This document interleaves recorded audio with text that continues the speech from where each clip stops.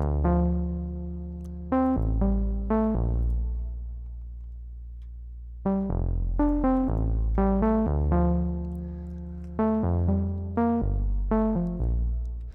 guys, so I was remaking Yuma Meds, the Meds remix by Yuma, and I noticed that the synth just sounded so nice and alive and human, even though it's being played, by a computer.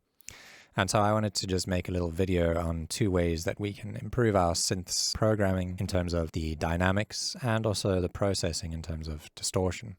So I'm going to show you how using MIDI and velocity we can make the notes sound more dynamic and alive, and then also my process for distorting the synth to give it this like really nice crunchy warm vibe. And I've done this in Diva and on analog. They sound pretty similar. They obviously are going to sound a bit different, but I'll be putting the instrument racks onto my Patreon, so if you want to grab this preset you can. But yeah, let's get started. All right, so let me first just play both of the synths so you can hear how they sound.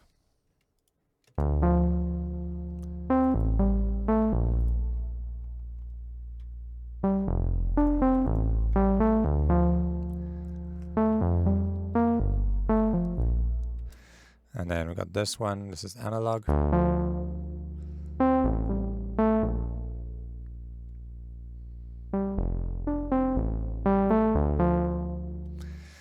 Okay, yeah, so it's a very nice sound. I think I actually kind of prefer the analog sound. Let's just quickly go over the actual patches themselves and how they sound. So this is literally just the initialized patch that opens when you open up Diva. And the only change I made was, instead of having this on lag, that's how it's set up when you initially open it, I just set it to envelope 2, and I adjusted the envelope shape. But the most important thing is to make sure that this velocity slider is all the way up, because when we program the MIDI, what we want to do is we want certain notes to sound like they're being played by a human. So like if you imagine a piano player, certain notes will be louder and softer. So this is the whole point of this is to just make the sound feel dynamic and sound like it's being played by a human, and make the passages of notes feel more emotional and musical. So yeah, it's been mapped here to velocity, and then we've got this slider that we can map it to. And then on analog, again, it's just a really simple patch. We've just got a saw wave here. We've got a filter set up with a decay of 1.18 seconds. The frequency is set to 290 and the envelope is set to 4. And here is where we map the velocity. So turning this up, I think originally it was at 0, and then I turned it up to 8.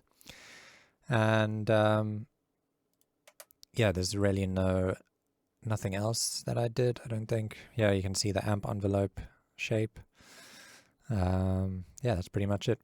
Both of these synths are polysynths, so that we can play 2 notes at the same time, because you can see the notes overlap, and we want to hear like the bass note ring out while this note is being played.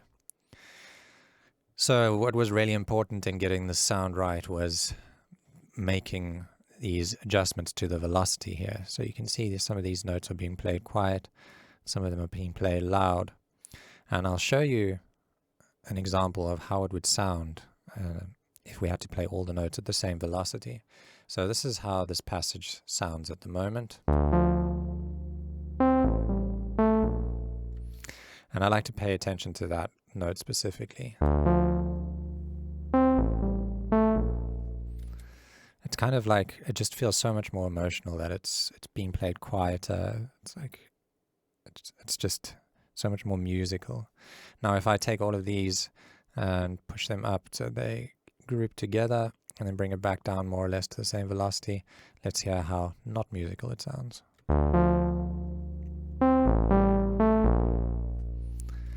So now they're all like, it feels robotic and doesn't feel alive and emotional. And I'll undo that.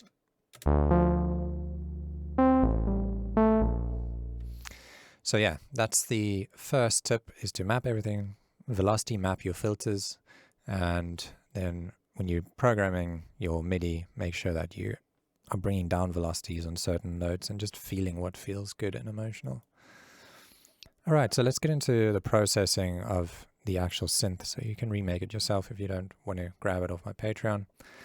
So let me just switch all of this. Oh, that's not even on. Let me just switch this off. And so the first thing I did was add a reverb. So you can hear the synth sounds not so great without all the processing.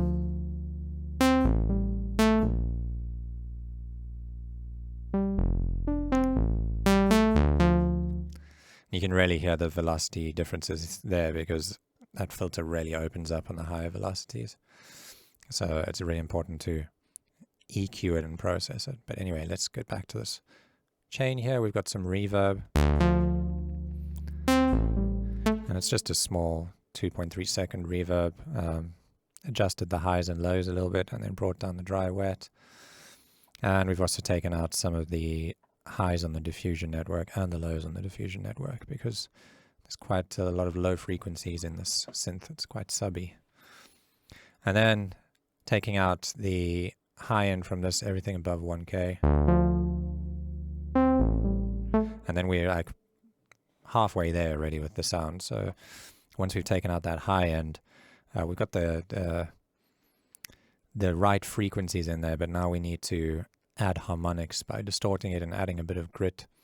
So there's this really nice, like, noisy high end to the synth in the original that I try to kind of recreate by using Redux.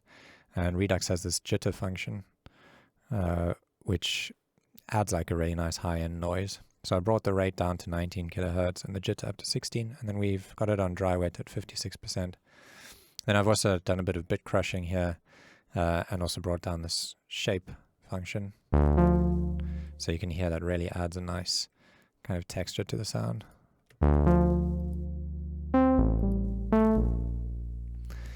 Okay, and then we saturate it to add some nice warm harmonics. So we're using analog clipping, and we're just boosting the drive here and taking out everything that we put in. And then it's important that these settings match. So you want to bring that bass down so that we're not distorting the lower fundamental too much.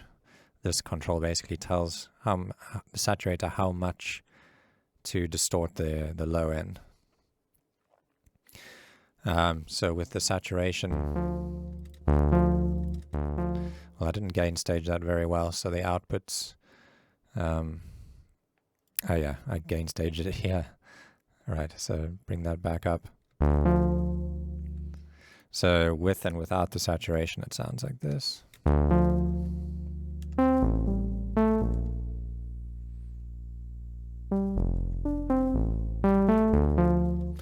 So it just adds a bit of warmth. But the most important distortion here is actually on the pedal. So pedals are a really nice distortion plugin or effect in Ableton.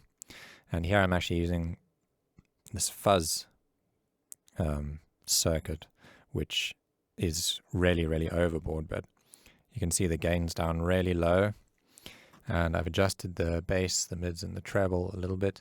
But it's important here, we're essentially running it in parallel by using the dry wet. And I've got that really low at 15% because this distortion is so strong. So with and without.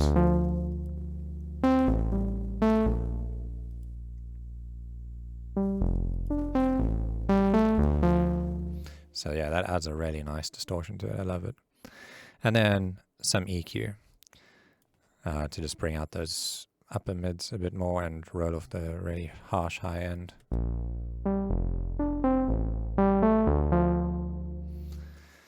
Okay, so yeah, that's the basic process that I follow when I'm distorting. It's really just distort, EQ, and keep on moving through like that. And the distortion really changes based on how the sound is being EQ'd, or basically the signal that's being fed into it. Usually when you're distorting stuff, the highest peaks or fundamentals or harmonics, whatever you want to call them, whatever's the loudest, got the highest amplitude, is going to be clipped first, and that's going to be distorted. So it's important that you EQ the incoming signal, and sometimes running your distortion on like a send or something in parallel works really well, because then you can, for instance, take out all the low end and just distort the mid-range. But yeah, that's just like the general thought process. So on Diva, I did it pretty similar. It's just I used decapitator, so I've taken out the high end again, and just turn these off. And this is how Diva sounds without anything. So quite different. Actually kind of pleasing, this one, compared to analog without any processing. But now I've just taken out some of that high end. And then added decapitator to saturate it a bit. And I've got that on the Neve style. And then we got Redux again, doing the same thing as before. And then pedal. Pedal on this one I turned down a bit more. I think it was a bit much at 15%.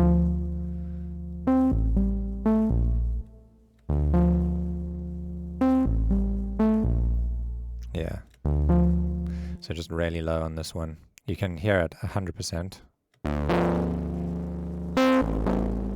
Completely just obliterates the sound. And then the EQ rate. Okay, again, I'm going to be adding these presets to my Patreon, so if you want to grab them, you can. Yeah, thanks for watching, and I'll see you in the next tutorial.